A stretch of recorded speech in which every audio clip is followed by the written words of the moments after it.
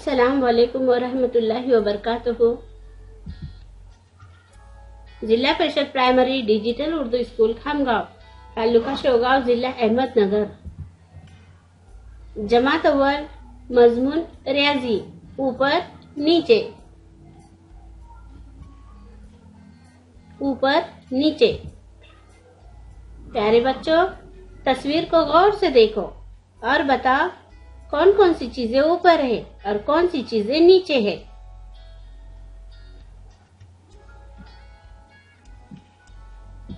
लड़का स्टूल के ऊपर है, गुलदस्ता अलमारी के ऊपर है, डिश अलमारी के ऊपर है, लड़का नीचे है, लड़की नीचे है, गेंद बिल्ली बैग नीचे है।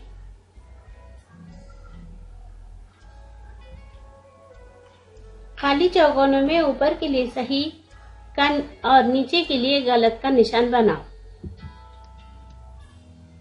तस्वीर को देखो, लड़की कहाँ है?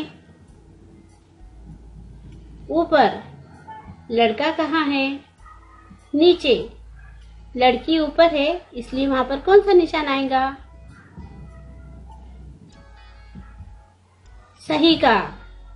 लड़का नीचे है, इसलिए कौन सा निशान आएगा? गलत।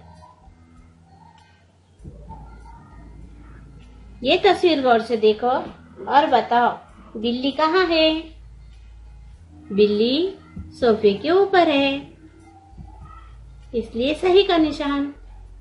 चूहा सोफे के करीब यानी नीचे है, इसलिए गलत का निशान।